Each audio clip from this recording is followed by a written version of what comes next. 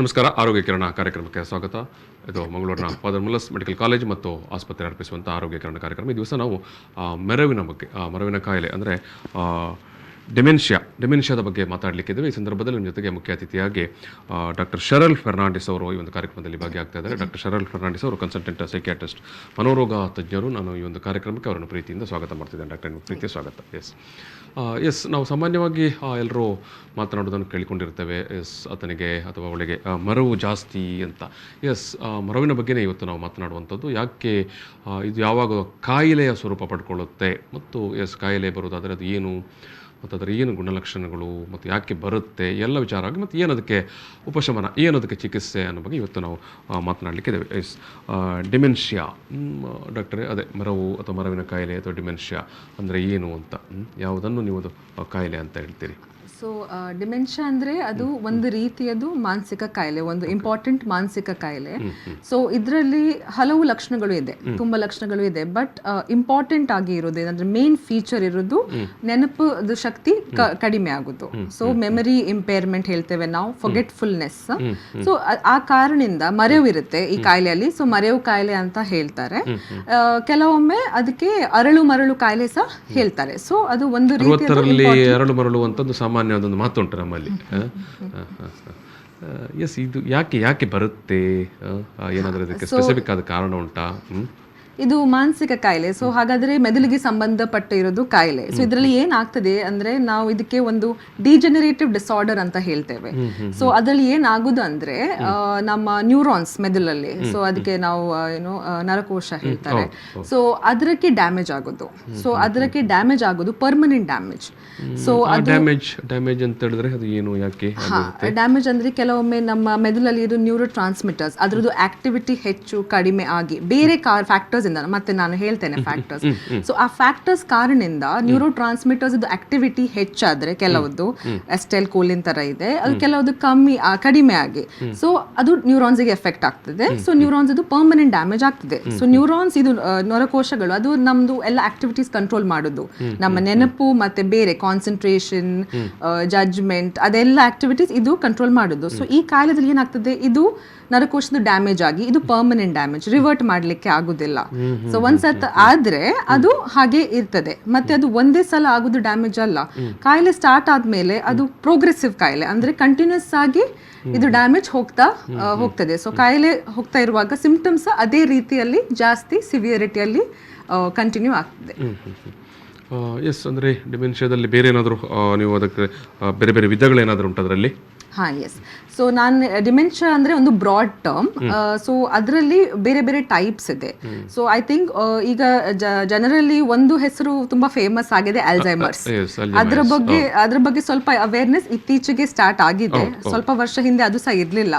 So ಸಿನಿಮಾಗಳು ಕೂಡ ಬಂದಿತ್ತು ಕನ್ನಡದಲ್ಲಿ, ಸಿನಿಮಾ ಬಂದಿತ್ತು. ಸೊ ಅಲ್ಝೈಮರ್ಸ್ ಕಾಯಿಲೆ ಆಲ್ಮೋಸ್ಟ್ ಡಿಮೆನ್ಷಿಯಾದು ನಾವು 100% ಕೇಸಸ್ ನೋಡುವಾಗ 70 to 80% ಕೇಸಸ್ ಅಲ್ಝೈಮರ್ಸ್ ಇಂದ. So that is the most important ಕಾಯಿಲೆ. ಮತ್ತೆ ಅದರ ವಿಷಯದಲ್ಲಿ ಸ್ವಲ್ಪ ಅವೇರ್ನೆಸ್ ಈಗ ಇದೆ. 21 ಸೆಪ್ಟೆಂಬರಿಗೆ ನಾವು ಅಲ್ಝೈಮರ್ಸ್ ಡೇ ಅಂತ ಆಚರಿಸ್ತೇವೆ, ಅದು ಕಮೆಮರೇಟ್ ಮಾಡ್ತೇವೆ. ಬಟ್ 70-80% ಅಲ್ಝೈಮರ್ಸ್ ಬಿಟ್ಟು ಬಾಕಿ 20% ಬೇರೆ ಬೇರೆ ಟೈಪ್ಸ್ ಇದೆ. For example vascular dementia. So vascular dementia ಅಂದ್ರೆ ಏನಾಗ್ತದೆ, ಆ ಪೇಷಂಟ್ ಅಲ್ಲಿ ಸ್ಟ್ರೋಕ್ ಬರುದು, ಇಲ್ಲಾದ್ರೆ ಬ್ಲಡ್ ಪ್ರೆಷರ್ ಕಂಟ್ರೋಲ್ ಇರುವುದಿಲ್ಲ, ಆ ತರ ರಿಸ್ಕ್ ಫ್ಯಾಕ್ಟರ್ಸ್ ಇದ್ರೆ ಬ್ಲಡ್ ರಿಲೇಟೆಡ್ ರಿಸ್ಕ್ ಫ್ಯಾಕ್ಟರ್ಸ್ ಇರ್ತದೆ. ಸೊ ಆ ಕಾರಣದಿಂದ ಅದೆಲ್ಲ ಫಸ್ಟ್ ಅವರಿಗೆ ಪ್ರಾಬ್ಲಮ್ ಆಗಿ ಮತ್ತೆ ನೆನಪಿದ್ದು ಪ್ರಾಬ್ಲಮ್ ಬರುತ್ತೆ. ಸೊ ಫಸ್ಟ್ ಅದು ಮುಖ್ಯವಾಗಿ ಅದು ಒಂದು ರಿಸ್ಕ್ ಫ್ಯಾಕ್ಟರ್ ಇರುತ್ತೆ, ಸ್ಟ್ರೋಕ್ ಇಲ್ಲದೆ ಬ್ಲಡ್ ಪ್ರೆಷರ್ ಕಂಟ್ರೋಲ್ ಇಲ್ಲ ಆ ತರದ್ದು ರಿಸ್ಕ್. ಅದಾದ್ಮೇಲೆ ಮೆಮರಿ ಡಿಸ್ಟರ್ಬೆನ್ಸ್ ಆ ತರ ಲಕ್ಷಣ ಕಂಡು ಬರುತ್ತೆ. ಮತ್ತೆ ಇನ್ನೊಂದು ವೇರಿಯಂಟ್ ಅಂದ್ರೆ ಫ್ರಾಂಟೋ ಟೆಂಪೋರಲ್ ಡಿಮೆನ್ಷಿಯಾ ಹೇಳ್ತೇವೆ ನಾವು. ಸೊ ಅದರಲ್ಲಿ ಏನಾಗ್ತದೆ ಅಂದ್ರೆ ಅದು ನ್ಯೂರಾನ್ಸ್ ನಮ್ಮ ಮೆದುಳು ಫ್ರಂಟಲ್ ಲೋಬ್ ಇದೆ. ಸೊ ಅದು ಫ್ರಂಟ್ ಇದು ಭಾಗ ಮತ್ತೆ ಟೆಂಪೋರಲ್ ಲೋಬ್ ಸೈಡ್ ಭಾಗ, ಅದು ಎರಡು ಏರಿಯಾಸ್ ಅಲ್ಲಿ ಜಾಸ್ತಿ ಡ್ಯಾಮೇಜ್ ಇರೋದು. ಸೊ ಸಿಂಪ್ಟಮ್ಸ್ ಆ ಲೆಕ್ಕದಲ್ಲಿ ಇರುತ್ತೆ, ಅದಕ್ಕೆ ಮ್ಯಾಚಿಂಗ್ ಸಿಂಪ್ಟಮ್ಸ್ ಇರುತ್ತೆ. ಸೊ ಇದು 3 ಇಂಪಾರ್ಟೆಂಟ್ ಟೈಪ್ಸ್ ಆಫ್ ಡಿಮೆನ್ಷಿಯಾ. ಮತ್ತೆ ಕೆಲವು ಬೇರೆ ಕಾಯಿಲೆದಲ್ಲಿ ಸಹ ಲೇಟ್ ಸ್ಟೇಜಸ್ ಡಿಮೆನ್ಷಿಯಾ ಫೀಚರ್ಸ್ ಬರಬಹುದು. ಫಾರ್ ಎಕ್ಸಾಂಪಲ್ HIV ದಲ್ಲಿ. ಸೊ HIV ಪೇಷಂಟ್ಸ್ ಗೆ ಸಿವಿಯರ್ ಎಂಡ್ ಸ್ಟೇಜ್ ಹೋಗುವಾಗ ಲಾಂಗ್ ಡ್ಯೂರೇಷನ್ ಆಫ್ ಕಾಯಿಲೆ ಆದ್ಮೇಲೆ ಸೊ ಆವಾಗ ಮೆಮರಿ ಇಂಪೇರ್ಮೆಂಟ್ ಅದೆಲ್ಲ ಬರುತ್ತೆ. ಸೊ ಇದು ಬೇರೆ ಬೇರೆ ಟೈಪ್ಸ್ ಇದು ಒಟ್ಟಾರೆಯಾಗಿ ನೀವೀಗ ಬೇರೆ ಬೇರೆ ವಿಧಗಳನ್ನು ಹೇಳಿದರೆ ಈ ರೀತಿ ಒಂದು ಮರವು ಅಥವಾ ಮರವಿನ ಕಾಯಿಲೆ ಬರಲಿಕ್ಕೆ ಏನು ಕಾರಣ ಅಂತ? ಎಲ್ಲ ಮಾನಸಿಕ ಕಾಯಿಲೆಗೆ ಸ್ಪೆಸಿಫಿಕ್ ಆಗಿ ಒಂದು ಕಾರಣ ಇರೋದಿಲ್ಲ. ಸೊ ಡಿಮೆನ್ಷಿಯಾದಲ್ಲಿ ಸಹ ಸೇಮ್ ತುಂಬಾ ರಿಸ್ಕ್ ಫ್ಯಾಕ್ಟರ್ಸ್ ಇರುತ್ತೆ. ಸೊ ಕಾಂಬಿನೇಷನ್ ಆಫ್ ಫ್ಯಾಕ್ಟರ್ಸ್ ಇದ್ರೆ ಒಂದು ಪೇಷಂಟ್ಗೆ ಅದು ಕಾಯಿಲೆ ಬರೋದು ರಿಸ್ಕ್ ಇರುತ್ತೆ. So most important risk factor ಅಂದ್ರೆ ಏಜ್. ಇದು ಹಿರಿಯರದು ಕಾಯಿಲೆ ಅಂದ್ರೆ ಎಲ್ಡರ್ಲಿಯಲ್ಲೇ ಮಾತ್ರ ಬರುದು, ಇಲ್ಲ. So usual age of onset ಇರೋದು 60-65 ಆದ್ಮೇಲೆ. ಅದಕ್ಕಿಂತ ಮುಂಚೆ ಈ ಕಾಯಿಲೆ ಎಲ್ಲ ಕಂಡುದು ಬರೋದು ಬಾರಿ ಅಪರೂಪ, ಬರಬಹುದು ವೆರಿ ರೇರ್ ಕೇಸಸ್ ಅಲ್ಲಿ, ಅದರಲ್ಲಿ ಬೇರೆ ಫ್ಯಾಕ್ಟರ್ಸ್ ಇರುತ್ತೆ. ಬಟ್ ಯೂಶುವಲಿ ಬರೋದು ಏಜ್ ಅಲ್ಲಿ. ಸೊ ಏಜ್ ಜಾಸ್ತಿ ಹೋಗ್ತಾ ಇರುವಾಗ ರಿಸ್ಕ್ ಸಹ ಜಾಸ್ತಿ ಹೋಗ್ತದೆ. ಇನ್ನೊಂದು ರಿಸ್ಕ್ ಫ್ಯಾಕ್ಟರ್ ನಾನು ಹೇಳಿದಲ್ಲ ಮುಂಚೆ, ಇದು ಹೈಪರ್ ಟೆನ್ಷನ್, ಬ್ಲಡ್ ಪ್ರೆಷರ್ ಮತ್ತೆ ಡಯಾಬಿಟಿಸ್ ಇದೆಲ್ಲ ಕಂಟ್ರೋಲ್ ಇಲ್ಲದೆ ಮತ್ತೆ ಸಣ್ಣ ವಯಸ್ಸಲ್ಲಿ ಸ್ಟಾರ್ಟ್ ಆಗಿದೆ, 20s ಅಲ್ಲಿ 30s ಅಲ್ಲಿ ಡಯಾಬಿಟಿಸ್ ಬ್ಲಡ್ ಪ್ರೆಷರ್ ಕಾಯಿಲೆ ಸ್ಟಾರ್ಟ್ ಆಗಿದ್ರೆ ಆ ಪೇಷಂಟ್ಸ್ಗೆ ಸಣ್ಣ ವಯಸ್ಸಿನಲ್ಲಿ ಡಯಾಬಿಟಿಸ್ ಅಥವಾ ಏನು ಅಧಿಕ ರಕ್ತದೊತ್ತಡ ಬಿಪಿ ಆರಂಭ ಆದವರೆಗೆ ಅದು 60ರ ವಯಸ್ಸಿಗೆ ಬರುವಾಗ ರಿಸ್ಕ್ ಜಾಸ್ತಿ ಇರುತ್ತೆ. ಮತ್ತೆ ತುಂಬಾ ಆಲ್ಕೋಹಾಲ್ ಮದ್ಯಪಾನ ಯೂಸ್ ಮಾಡಿದ್ರೆ, ಸ್ಮೋಕಿಂಗ್ ತುಂಬಾ ಇದ್ರೆ. ಸೊ ಇದ್ರದ್ದು ಅರ್ಥ ಅಲ್ಲ ಕಿ ಎಲ್ಲರಿಗೆ ಬರುದಿಲ್ಲ ಅಂತ ಅರ್ಥ ಅಲ್ಲ, but it increases the risk. ಮತ್ತೆ ಇನ್ನೊಂದಂದ್ರೆ ಎಜುಕೇಶನ್ ಒಂದು ರಿಸ್ಕ್ ಫ್ಯಾಕ್ಟರ್, ಒಂದು ಪ್ರೊಟೆಕ್ಟಿವ್ ಫ್ಯಾಕ್ಟರ್ ಅಂತ ಹೇಳ್ತೇವೆ ನಾವು.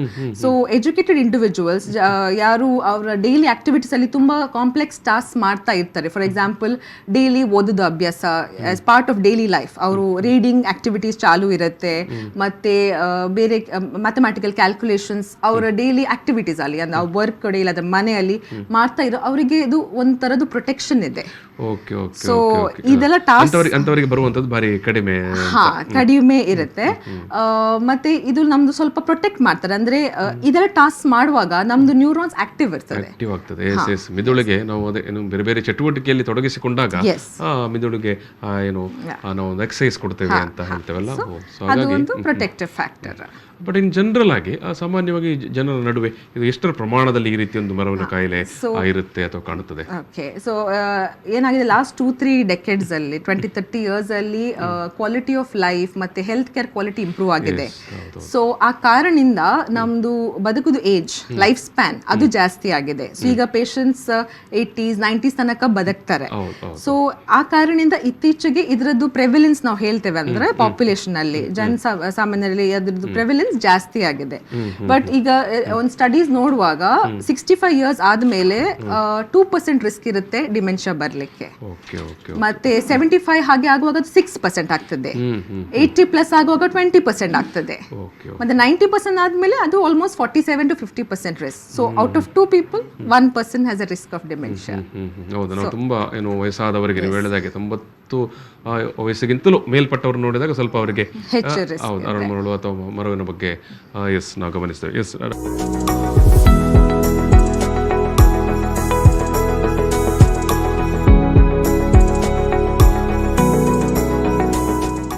ಆರೋಗ್ಯ ಕಿರಣ ಕಾರ್ಯಕ್ರಮವನ್ನು ಮತ್ತೆ ಮುಂದುವರಿಸಿದೆ. ಈ ಸಂದರ್ಭದಲ್ಲಿ ನಾವು ಡೆಮೆನ್ಷಿಯಾ ಬಗ್ಗೆ ಅಂದರೆ ಮರವಿನ ಕಾಯಿಲೆ ಬಗ್ಗೆ ಮಾತಾಡ್ತಿದ್ವಿ. ಡಾಕ್ಟರ್ ಶರಲ್ ಫರ್ನಾಂಡಿಸ್ ಅವರು ಕನ್ಸಲ್ಟೆಂಟ್ ಸೈಕ್ಯಾಟ್ರಿಸ್ಟ್ ಮಂಗಳೂರಿನ ಪಾದರ್ಮುಲಸ್ ಆಸ್ಪತ್ರೆಯ ಮನೋರೋಗ ತಜ್ಞರು. ಅವರು ಇವತ್ತು ಮಾತಾಡ್ತಾ ಇದ್ದಾರೆ ಯಾಕೆ ಈ ಒಂದು ಮರವಿನ ಕಾಯಿಲೆ ಬರುತ್ತೆ, ಏನಿದು ಡೆಮೆನ್ಷಿಯಾ, ಇವೆಲ್ಲ ವಿಚಾರಗಳನ್ನು ಮಾತಾಡಿದರು.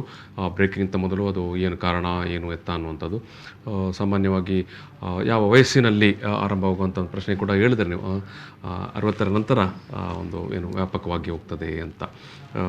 ಅಂದರೆ ಒಂದು ಇಲ್ಲಿ ಡಾಕ್ಟರ್ ಸ್ಪಷ್ಟ, ಸಣ್ಣ ವಯಸ್ಸಿನವರೆಗೆ ಇದೇನು ದೊಡ್ಡ ಏನು 60ಕ್ಕಿಂತ ಸಣ್ಣ ವಯಸ್ಸಿನವರೆಗೆ ದೊಡ್ಡ ಸಮಸ್ಯೆಯಾಗಿ ಕಾಡೋದಿಲ್ಲ, ಬರುವುದಿಲ್ಲ, ಅಂಥದ್ದೇನು ಸಮಸ್ಯೆ ಇರೋದಿಲ್ಲ.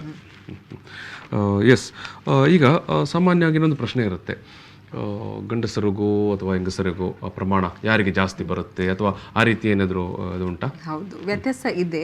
ಹೆಚ್ಚಾಗಿ ನಾವು ನೋಡುವಾಗ ನಮ್ಮ ಪೇಷಂಟ್ಸ್ ಅಲ್ಲಿ ಇಲ್ಲದೆ ಜನಸಂಖ್ಯೆದಲ್ಲಿ ಸಹ ನೋಡುವಾಗ ಹೆಚ್ಚಾಗಿ ಫೀಮೇಲ್ಸ್ ಅಲ್ಲಿ ಇರೋದು, ಹೆಂಗಸರಲ್ಲಿ.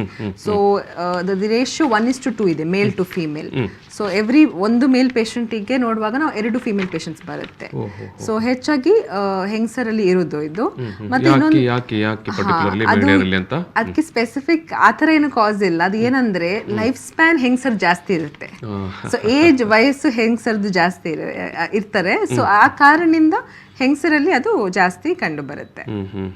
ಸಾಮಾನ್ಯವಾಗಿ ನೀವು ಹೇಳುವಂಥದ್ದು ಹೆಣ್ಮಕ್ಳು ಮಹಿಳೆಯರು ಸ್ವಲ್ಪ ಜಾಸ್ತಿ ಪುರುಷರಿಗಿಂತ ಹೆಚ್ಚು ಅವರ ಬದುಕುವ ಅವಧಿ ವರ್ಷ ಬದುಕ್ತಾರೆ. ಸೊ ಹಾಗಾಗಿ ಇಂಥ ಒಂದು ಸಮಸ್ಯೆ ಹೆಣ್ಮಕ್ಳಲ್ಲಿ ಕೂಡ ಏನು ಸ್ವಲ್ಪ ಜಾಸ್ತಿಯಾಗಿ ಕಾಡುತ್ತೆ ಅಂತ. ಈಗ ಸಾಮಾನ್ಯವಾಗಿ ಈ ವಯಸ್ಸಾಗಿ ಬರುವಂಥ ಈ ಒಂದು ಮರೆವಿಗೂ ನೀವು ಹೇಳ್ತಾ ಇರುವಂಥ ಮರೆವಿನ ಕಾಯಿಲೆಗೂ ಏನಾದರೂ ಡಿಫ್ರೆನ್ಸ್ ಉಂಟಾ? ಹಾ, ಸೊ ಇದು ಡಿಮೆನ್ಷಿಯಾ ಅಂದ್ರೆ ಮರೆಯೋದು ಕಾಯಿಲೆ. ಸೊ ಇದು ಒಂದು ಸಿವಿಯರ್ ಫಾರ್ಮ್, ನೆನಪಿದ ಶಕ್ತಿದು ಪ್ರಾಬ್ಲಮ್. ಬಟ್ ನಮ್ದು ವಯಸ್ಸಾಗುವಾಗ ಎಲ್ಲರಲ್ಲಿ ಸಾಮಾನ್ಯವಾಗಿ ಸ್ವಲ್ಪ ಚೇಂಜಸ್ ಬರುತ್ತೆ, ನಮ್ಮ ದೇಹದಲ್ಲಿ ಸಹ ಮೆದುಳದಲ್ಲಿ ಸಹ. ಸೊ ಆವಾಗ ಏನಾಗ್ತದೆ, ಸ್ವಲ್ಪ ವಯಸ್ಸಾಗುವಾಗ ಕೆಲವೊಮ್ಮೆ ನಾವು ಒಂದೊಂದು ವಿಷಯ, ಸಣ್ಣ ಪುಟ್ಟ ವಿಷಯ ಮರ್ತು ಹೋಗ್ತದೆ ನಮಗೆ. ಫಾರ್ ಎಕ್ಸಾಂಪಲ್ ಕೀಸ್ ಏನು ಇಟ್ಟಿದ್ದಾರೆ, ಚಾವಿ ಏನು ಇಟ್ಟಿದ್ದಾರೆ ಅದು. ಬಟ್ ಏನಾಗ್ತದೆ ಹೆಚ್ಚಲ್ಲಿ ಈ ಕೇಸಸ್ ಅಲ್ಲಿ ಏನಾಗ್ತದೆ, ಸ್ವಲ್ಪ ಸಮಯ ಆದ್ಮೇಲೆ ನಮ್ಗೆ ಅದು ನೆನಪು ಬರುತ್ತೆ. So keys correct. ಬಟ್ ಡಿಮೆನ್ಷಿಯಾದ ಪೇಷಂಟ್ಸ್ಗೆ ಆತ ನೆನಪು ಬರುವುದಿಲ್ಲ. ಮತ್ತೆ ಇನ್ನೊಂದು ಏನಂದ್ರೆ ಅವರಿಗೆ ಅರಿವು ಇರುವುದಿಲ್ಲ ಪ್ರಾಬ್ಲಮ್ ಇದೆ ಅಂತ. ಇದು ವಯಸ್ಸಾದ ಫಾರ್ಗೆಟ್ಫುಲ್ನೆಸ್ ಗೊತ್ತಾಗುದಿಲ್ಲ, ಅವರ ಅರಿವಿಗೆ ಬಂದಿರುವುದಿಲ್ಲ ನನಗೆ ಇಂಥ ಒಂದು ಸಮಸ್ಯೆ ಉಂಟಾಗಿದೆ ಅಂತ. ಕರೆಕ್ಟ್. ಸೊ ಅವ್ರಿಗೆ ಗೊತ್ತಾಗುದಿಲ್ಲ ನನಗೆ ನೆನಪು ಇಲ್ಲ ಅಂತ. ಬಟ್ ಬೇರೆಯವರಿಗೆಲ್ಲ ಗೊತ್ತಾಗ್ತದೆ, ಓ ನನ್ ಮಿಸ್ ಆಗಿದೆ, ಇದು ಬಿಲ್ ಪೇ ಮಾಡ್ಲಿಕ್ಕೆ ಮಿಸ್ ಆಯ್ತು. ಮತ್ತೆ ಸ್ವಲ್ಪ ಸಮಯ ಆದ್ಮೇಲೆ ಅವ್ರಿಗೆ ನೆನಪು ಬರುತ್ತೆ ಅದು. ಬಟ್ ಡಿಮೆನ್ಷಿಯಾ ಇದ್ದ ಪೇಷಂಟ್ಸ್ಗೆ ಆ ತರ ನೆನಪು ಬರುವುದಿಲ್ಲ. ಇದು ಡಿಮೆನ್ಷಿಯಾದ್ದು ಈಗ ಈ ಮರವು ಅಲ್ಲದೆ ಅವರಿಗೆ ಬೇರೆ ಏನಾದರೂ ಗುಣಲಕ್ಷಣ ಕಾಣಿಸುತ್ತಾ? ಹೌದು. ಸೊ ಡಿಮೆನ್ಷಿಯಾ ಅಂದ್ರೆ ಜಸ್ಟ್ ಮೆಮರಿದು ಪ್ರಾಬ್ಲಮ್ ಅಲ್ಲ, ಒಂದು ಗ್ರೂಪ್ ಆಫ್ ಸಿಂಪ್ಟಮ್ಸ್, ಹಲವು ಸಿಂಪ್ಟಮ್ಸ್ ಇರುತ್ತೆ. ಬಟ್ ಮೇನ್ ಸಿಂಪ್ಟಮ್ ಮೆಮರಿದು, ಅದು ಬಿಟ್ಟು ಬೇರೆ ಸ್ವಲ್ಪ ಸಿಂಪ್ಟಮ್ಸ್ ಇರುತ್ತೆ. ಸೊ ಬಟ್ ಡಿಮೆನ್ಷಿಯಾದ ಮೇನ್ ಪ್ರಾಬ್ಲಮ್ ಅಂದ್ರೆ ಹೆಚ್ಚಾಗಿ ಸ್ಟಾರ್ಟ್ ಆಗುವಾಗ, ಮೈಲ್ಡ್ ಕಾಯಿಲೆ ಇರುವಾಗ ಮನೆಯವರಿಗೆ ಗೊತ್ತಾಗುದಿಲ್ಲ, ಅದು ಮಿಸ್ ಆಗ್ತದೆ. ಸೊ ನಮ್ಗೆ ಬರುವಾಗ ಆಲ್ರೆಡಿ ಕಾಯಿಲೆ ತುಂಬಾ ಪ್ರೋಗ್ರೆಸ್ ಆಗಿದೆ. ಓಕೆ. ಸೊ ನಿಮ್ಮಲ್ಲಿಗೆ ಆಸ್ಪತ್ರೆಗೆ ಬರೋ ಹೊತ್ತಿಗೆ ಯಾರಾದರೂ ಈ ರೀತಿ ಒಂದು ಮರವಿನ ಕಾಯಿಲೆ ಅಂತ ಬರೋ ಹೊತ್ತಿಗೆ ಅದು ತುಂಬಾ ಲೇಟ್ ಆಗಿರುತ್ತೆ. ಹೌದು, ಯೂಶುವಲಿ. ಯಾಕಂದ್ರೆ ಸ್ಟಾರ್ಟಿಂಗ್ ಅಲ್ಲಿ ಸ್ವಲ್ಪ ಸ್ವಲ್ಪ ಮೆಮರಿ ಡಿಸ್ಟರ್ಬೆನ್ಸ್ ಇರುತ್ತೆ. ಅಂದ್ರೆ ಇದೇ ರೀತಿ ಒಂದು ಬಿಲ್ ಕಟ್ಲಿಕ್ಕೆ ಮಿಸ್ ಆಯ್ತು, ಇಲ್ಲಾದ್ರೆ ಹೆಂಗಸರು ಮನೆಯಲ್ಲಿ ಅಡಿಗೆ ಮಾಡ್ತಾರೆ, ಅಡಿಗೆ ಮಾಡೋದ್ರಲ್ಲಿ ಮಿಸ್ಟೇಕ್ ಬರುತ್ತೆ, ಉಪ್ಪು ಹಾಕ್ಲಿಕ್ಕೆ ಮರೆತೋಯ್ತು. ಕರೆಕ್ಟ್, ಉಪ್ಪು ಇಲ್ಲದೆ ತಪ್ಪು ಹೋಗ್ತಾರೆ ಬೈ ಮಿಸ್ಟೇಕ್, ಇದು ಉಪ್ಪು ಹಾಕಿ ಬೇರೆ ಏನು ಹಾಕ್ತಾರೆ. ಮತ್ತೆ ಸೀರೆ ಹುಡಿಲಿಕ್ಕೆ ಮರ್ತು ಹೋಗ್ತಾರೆ, ಅವರಿಗೆ ಹೇಗೆ ಪ್ಲೀಟ್ಸ್ ಮಾಡುದು, ಶರ್ಟ್ ಇದು ಬಟನ್ ಮೇಲೆ ಕೆಳಗೆ ಆಗುದು, ಉಲ್ಟಾ ಆಗ್ತದೆ ಶರ್ಟ್ ಹಾಕುದು, ಅದೆಲ್ಲ ಸ್ವಲ್ಪ ಸ್ವಲ್ಪ ಚೇಂಜಸ್ ಸ್ಟಾರ್ಟಿಂಗ್ ಅಲ್ಲಿ ಬರುತ್ತೆ. ಮತ್ತೆ ಫ್ಯಾಮಿಲಿ ಮೆಂಬರ್ಸ್ ಅಲ್ಲಿ ಗುರ್ತ ಹಿಡಿದಿಲ್ಲ, ಅಂದ್ರೆ ಒಬ್ಬರಿಗೆ ಒಂದು ಕನ್ಫ್ಯೂಸ್ ಆಗ್ತಾರೆ. ಅವರು ಈಗ 2 ಮಕ್ಕಳಿದ್ರೆ ಹೆಸರು ಕನ್ಫ್ಯೂಸ್ ಆಗ್ತಾರೆ. ಸೊ ಎಲ್ಲರೂ ಏನ್ ಅನಿಸ್ತಾರೆ, ಇದು ವಯಸ್ ರಿಲೇಟೆಡ್ ಪ್ರಾಬ್ಲಮ್, ಏನು ಜಾಸ್ತಿ ಇಂಪಾರ್ಟೆಂಟ್ ಇಲ್ಲ ಅಂತ ಹಾಗೆ ಅನಿಸ್ಕೊಳ್ತಾರೆ. ಬಟ್ ಮುಂದೆ ಹೋಗುವಾಗ ಇದೇ ಸ್ಮಾಲ್ ಲಕ್ಷಣ ಮುಂದೆ ಹೋಗಿ ದೊಡ್ಡದು ಪ್ರಾಬ್ಲಮ್ ಬರುತ್ತೆ. ಸ್ಟಾರ್ಟಿಂಗ್ ಅಲ್ಲಿ ಇಷ್ಟೇ ಸಣ್ಣ ಸಣ್ಣ ವಿಷಯದಲ್ಲಿ ಮೆಮರಿ ಡಿಸ್ಟರ್ಬೆನ್ಸ್ ಇರುತ್ತೆ, ಮತ್ತೆ ಆಗುವಾಗ ಬಟ್ ದೊಡ್ಡ ಪ್ರಾಬ್ಲಮ್ಸ್ ಬರುತ್ತೆ. ಅಂದ್ರೆ ಅವ್ರಿಗೆ ಟೈಮ್ ಇದು ಗೊತ್ತಾಗೋದಿಲ್ಲ, ಯಾವ ದಿನ ಅಂತ ಗೊತ್ತಾಗೋದಿಲ್ಲ, ಮನೆ ಬಿಟ್ಟು ಹೊರಗೆ ಹೋದ್ರೆ ದಾರಿ ವಾಪಸ್ ಬರ್ಲಿಕ್ಕೆ ಗೊತ್ತಾಗೋದು ಕನ್ಫ್ಯೂಸ್ ಆಗ್ತದೆ. ಮತ್ತೆ ಇನ್ನೊಂದಂದ್ರೆ ನನ್ ಮಕ್ಕಳ ಬೇರೆ ಮಕ್ಳು ಗೊತ್ತಾಗೋದಿಲ್ಲ. ಮತ್ತೆ ಸಡನ್ ರಾತ್ರಿ ಹೇಳ್ಕೊಂಡು ನನ್ ಮನೆ ಅಲ್ಲ, ಹುಡುಕ್ಲಿಕ್ಕೆ ಸ್ಟಾರ್ಟ್ ಮಾಡ್ತಾರೆ, ಅವರು ಬೇರೆ ಕಡೆ ಹೋಗ್ಲಿಕ್ಕೆ ಸ್ಟಾರ್ಟ್ ಮಾಡ್ತಾರೆ. ಜೊತೆಯಲ್ಲಿ ಬೇರೆ ಸಿಂಪ್ಟಮ್ಸ್ ಇರುತ್ತೆ. ಫಾರ್ ಎಕ್ಸಾಂಪಲ್ ನಿದ್ದೆ ಡಿಸ್ಟರ್ಬೆನ್ಸ್ ಬರುತ್ತೆ. ಸೊ ರಾತ್ರಿ ಎಚ್ಚರಿಯಾಗಿ ಇರ್ತಾರೆ ಅವರು. ಮತ್ತೆ ಅವರಿಗೆ ಈಗ ನೋಡಿ ಮೆಮರಿದು ಡಿಸ್ಟರ್ಬೆನ್ಸ್ ಇದೆ, ಸೊ ಅವ್ರು ಮಾತಾಡುವಾಗ ಸ್ವಲ್ಪ ತಪ್ಪಾಗ್ಬಹುದು. ಅದು ಕರೆಕ್ಟ್ ಮಾಡ್ಲಿಕ್ಕೆ ಹೋದ್ರೆ ಸಿಟ್ಟು ಬರುತ್ತೆ, ಯಾಕಂದ್ರೆ ಅವ್ರಿಗೆ ಗೊತ್ತಿರೋದಿಲ್ಲ ಅನ್ನೋದು ಪ್ರಾಬ್ಲಮ್ ಇದೆ ಅಲ್ಲ. ಸೊ ನೀವು ಮಕ್ಕಳು ಇರ್ಬಹುದು, ಇಲ್ಲ ಮೊಮ್ಮಕ್ಕಳು ಕರೆಕ್ಟ್ ಇಲ್ಲ ಅಂತ, ಈ ತರ ಅಲ್ಲ ಈಗ ಅಂತ ಹೇಳಿಕ್ಕೆ ಹೋಗಿದ್ರೆ ಸಿಟ್ಟು ಬರುದು, ಕೋಪ ಬರುದು, ಹಠ ಮಾಡ್ತಾರೆ ಅವರು. ಮತ್ತೆ ಅದೇ ಮತ್ತೆ ಕೆಲವು ಏನಾಗ್ತದೆ ಅಂದ್ರೆ ಕನ್ನಡಿಲಿ ನೋಡುವಾಗ ಅವ್ರದೇ ಗುರ್ತ ಹಿಡಿಯೋದಿಲ್ಲ. ಸಿವಿಯರ್ ಇಲ್ನೆಸ್ ಜಾಸ್ತಿ ಆಗುವಾಗ ಅದು ಮಿರರ್ ಸೈನ್ ಅಂತ ಹೇಳ್ತೇವೆ ನಾವು. ಸೊ ಕನ್ನಡಿಗೆ ತನ್ನಷ್ಟಿಗೆ ನೋಡ್ತಾರೆ ಅವರು, ನಾನಂತ ಗೊತ್ತಾಗೋದಿಲ್ಲ, ಬೇರೆಯವರು ನನ್ನ ಮನೆ ಒಳಗೆ ಇದ್ದಾರಂತ ಅನಿಸ್ತಾರೆ. ಆ ರೀತಿ ಸಂಶಯ ಬರ್ತದೆ ಮನಸ್ಸಲ್ಲಿ, ಇದು ಯಾರು ಇರ್ಬಹುದು, ನನ್ನ ಮನೆಯವರು ಯಾಕೆ ಅವರಿಗೆ ಬಿಡ್ತಾರೆ ಅಲ್ಲಿ ಇರ್ಲಿಕ್ಕೆ, ಆ ತರ ಹೆದರಿಕೆ ಬರುತ್ತೆ. ಸೊ ಮನೆಯವ್ರ ಮೇಲೆ ಸಹ ನಂಬಿಕೆ ಹೋಗ್ತದೆ. ಸೊ ಸಿಟ್ಟು, ಆ ಕಾರಣದಿಂದ ಸಿಟ್ಟು, ಬೈಯುವುದು ಅದೆಲ್ಲ ಸ್ಟಾರ್ಟ್ ಆಗ್ತದೆ. ಮತ್ತೆ ಏನಾಗ್ತದೆ, ಯಾರು ನನ್ನ ಸಂಶಯ ಸ್ಟಾರ್ಟ್ ಆಗ್ತದೆ, ನಂದು ವಸ್ತುಗಳು ಇದು ಲೂಟಿ ಮಾಡ್ಲಿಕ್ಕೆ ಯಾರು ಬರ್ತಾರಂತ.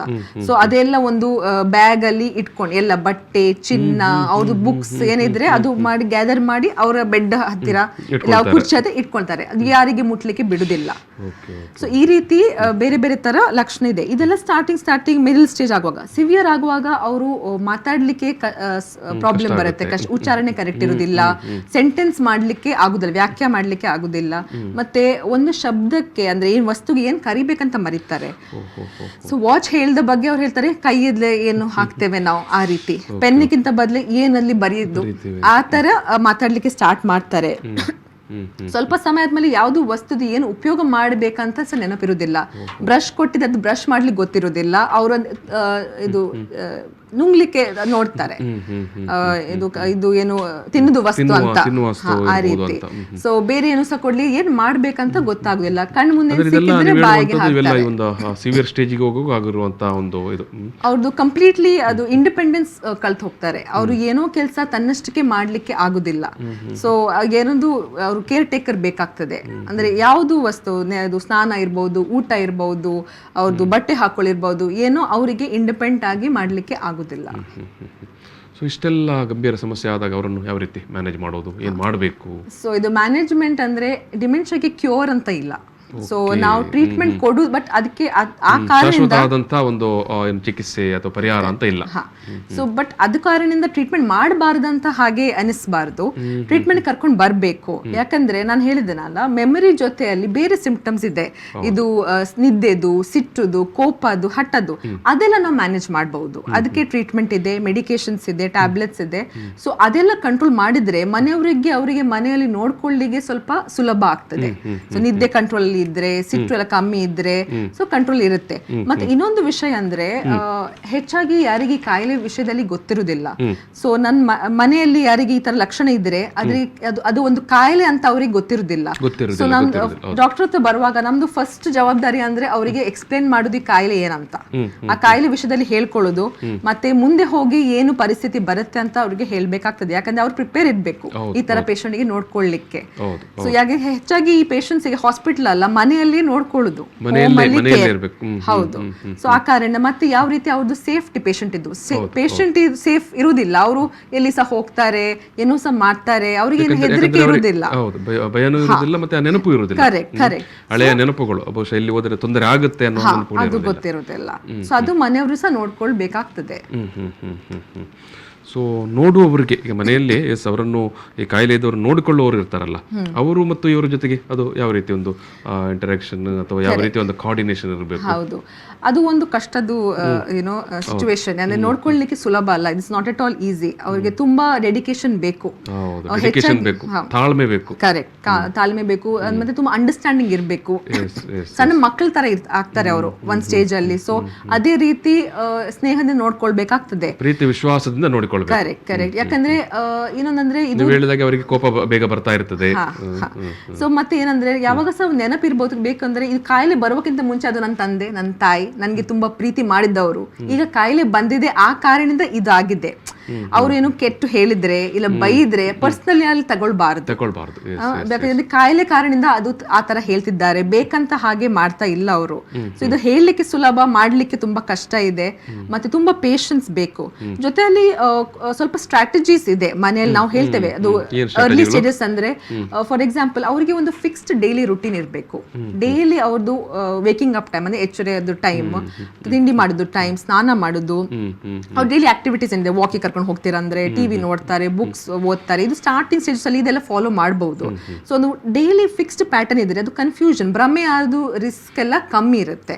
ಸೊ ಅದಕ್ಕೆ ಒಂದು ಡೈಲಿ ಫೆಮಿಲಿಯಾರಿಟಿ ಇರುತ್ತೆ. ಅಂದ್ರೆ ಡೈಲಿ ನಾನು ಇಷ್ಟು ಗಂಟೆಗೆ ಹೇಳ್ತೇನೆ, ಇದು ಮಾಡ್ತೇನೆ, ನೆಕ್ಸ್ಟ್ ಇದಿದೆ. ಸೊ ಅದು ಕಂಫರ್ಟಬಲ್ ಇರ್ತದೆ ಪೇಷಂಟ್.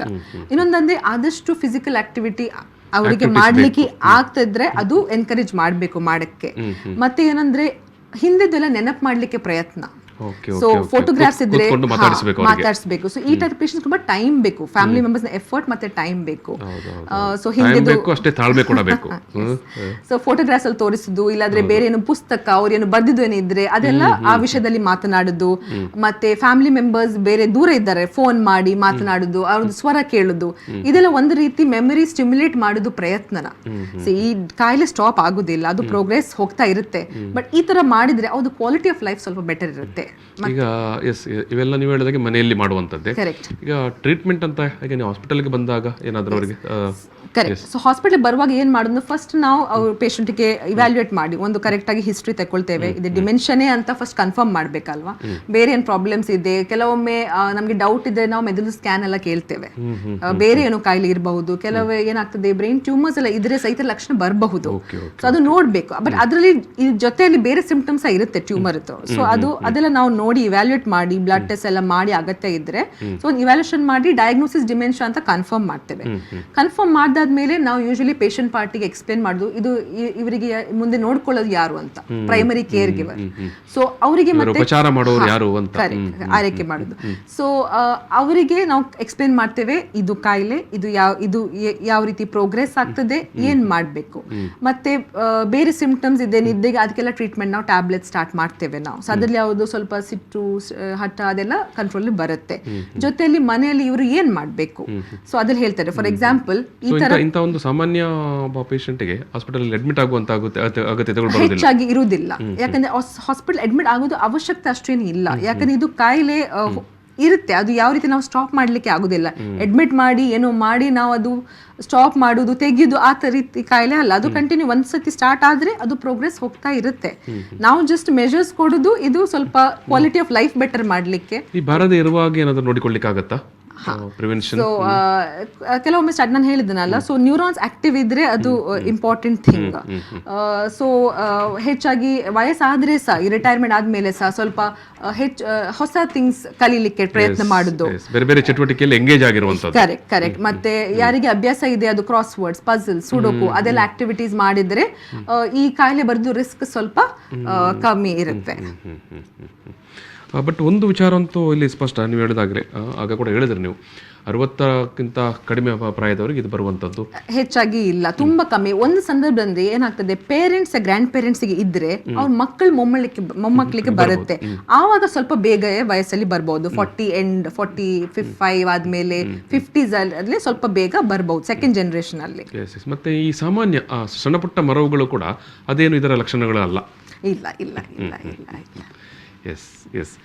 ಎಸ್ ನಾನು ಈ ಒಂದು ಮಾತುಕತೆಯಲ್ಲಿ ಸಮಾಪನ ಮಾಡಬೇಕಾಗಿದೆ. ಬೇರೆ ಏನಾದರೂ ಸ್ಪೆಸಿಫಿಕ್ ಆಗಿ ಇದರ ಬಗ್ಗೆ ಹೇಳುವಂಥದ್ದು ಉಂಟಾ ಡಾಕ್ಟರ್? ಒಂದು ಅಂದರೆ ನಾನು ಹೇಳೋದಂದ್ರೆ ಇದು ಕೇರ್ ಗಿವರ್ಸ್ ನೋಡ್ಕೊಳ್ತಾ ಇದ್ದಾರೆ, ಅವ್ರದ್ದು ತುಂಬಾ ರೆಸ್ಪಾನ್ಸಿಬಿಲಿಟೀಸ್ ಇದೆ. ಮತ್ತೆ ಅವರಲ್ಲಿ ಸಹ ಬರ್ನ್ಔಟ್ ಇದ್ದು ರಿಸ್ಕ್ ಇದೆ. ಅಂದ್ರೆ ಫುಲ್ 24/7 ನೀವು ಗಮನ ಕೊಡಬೇಕು, ನಿಮ್ದು ಕಾನ್ಸಂಟ್ರೇಷನ್ ಪೇಷಂಟ್ ಮೇಲೆ ಇರಬೇಕು. ಆ ಸಂದರ್ಭದಲ್ಲಿ ಅವರು ಸಹ ಅವ್ರದ್ದು ಮೆಂಟಲ್ ಹೆಲ್ತ್ ಸ್ವಲ್ಪ ನೋಡ್ಕೊಳ್ಬೇಕಾಗ್ತದೆ. ಟೈಮ್ ಅವ್ರಿಗೆ ಬ್ರೇಕ್. ಯಾಕಂದ್ರೆ ಈಗ ಡಯಾಗ್ನೋಸಿಸ್ ಆದ್ಮೇಲೆ ಒಂದು 10 ವರ್ಷ ಈ ಪೇಷಂಟ್ ಬದುಕಬಹುದು, ಏನಾಗ್ಲಿಕ್ಕೆ ಇಲ್ಲ ಚೆನ್ನಾಗಿ ನೋಡ್ಕೊಳ್ಳಿದ್ರೆ, ಫಿಸಿಕಲ್ ಏನು ಬೇರೆ ಇಲ್ನೆಸ್ ಇಲ್ಲ ಆದ್ರೆ. ಬಟ್ ನೋಡ್ಕೊಳ್ದೆ ಅವರಿಗೆ ತುಂಬಾ ಸ್ಟ್ರೆಸ್ ಆಗ್ತದಲ್ಲ, ಸೊ ಅವ್ರು ನೋಡ್ತಾ ಇರ್ಬೇಕು ಅದೆಲ್ಲ. ಸೊ ಅವರಿಗೆ ಸಹ ಟೈಮಲ್ಲಿ ಸ್ವಲ್ಪ ಬ್ರೇಕ್ ಎಲ್ಲ ಬೇಕಾಗ್ತದೆ. ಬೇರೆ ಅವರು ಬಂದ್ ನೋಡಿದ್ರೆ ರಿಲ್ಯಾಕ್ಸ್ ಬೇಕು, ಇಲ್ಲಾಂದ್ರೆ ಅವರಲ್ಲಿ ಬರ್ನ್ಔಟ್ ಆಗ್ತದೆ. ಎಸ್ ವೀಕ್ಷಕರೇ, ಈ ಒಂದು ಮರವಿನ ಕಾಯಿಲೆ ಬಗ್ಗೆ ತುಂಬ ಚೆನ್ನಾಗಿ ಡೆಮೆನ್ಷಿಯಾದ ಬಗ್ಗೆ ಡಾಕ್ಟರ್ ಶರಲ್ ಫರ್ನಾಂಡಿಸ್ ಅವರು ಮಾಹಿತಿಗಳನ್ನು ನೀಡಿದ್ದಾರೆ. ಯಾವುದೆಲ್ಲ ಲಕ್ಷಣಗಳು ಮತ್ತು ಯಾವೆಲ್ಲ ಮುನ್ನೆಚ್ಚರಿಕೆಗಳು ಮತ್ತು ಚಿಕಿತ್ಸೆ ಅಂತ ಹೇಳಿದ್ರೆ ಅದೇನೋ ಪಕ್ಕ ಶಾಶ್ವತವಾದಂಥ ಟ್ರೀಟ್ಮೆಂಟ್ ಅಲ್ಲ, ಅದರ ಜೊತೆಗೆ ಬದುಕುವಂಥದ್ದು. ಜೊತೆಗೆ ಚೆನ್ನಾಗಿ ಏನು ಈ ರೀತಿಯ ಮರವಿನ ಕಾಯಿಲೆಗೆ ಗುರಿಯಾಗುವವರ ಜೊತೆಗೆ ಅವರನ್ನು ಒಳ್ಳೆಯ ರೀತಿಯಲ್ಲಿ ನೋಡಿಕೊಳ್ಳುವುದು ಯಾವ ರೀತಿಯಲ್ಲಿ ಎಲ್ಲ ವಿಚಾರವಾಗಿ ನಮ್ಮ ಜೊತೆಗೆ ಅವರ ಅಭಿಪ್ರಾಯಗಳನ್ನು ಮತ್ತು ಏನು ವೈದ್ಯಕೀಯ ಲೋಕದ ವಿಚಾರಗಳನ್ನು ನಮ್ಮ ಜೊತೆಗೆ ಹಂಚಿಕೊಂಡಿದ್ದಾರೆ. ಅದಕ್ಕಾಗಿ ನಾನು ಸಮಸ್ತ ವೀಕ್ಷಕರ ಪರವಾಗಿ ಡಾಕ್ಟರ್ ಶರಲ್ ಫರ್ನಾಂಡಿಸ್ ಅವರಿಗೆ ಪ್ರೀತಿಯ ಧನ್ಯವಾದ ಸಮರ್ಪಣೆ ಮಾಡ್ತಿದ್ದೇನೆ ಡಾಕ್ಟರ್. ಈ ಒಂದು ಮಾತುಕತೆಯನ್ನು ನಾನು ಇಲ್ಲಿ ಸಮಾಪನ ಮಾಡ್ತೇನೆ. ಧನ್ಯವಾದಗಳು.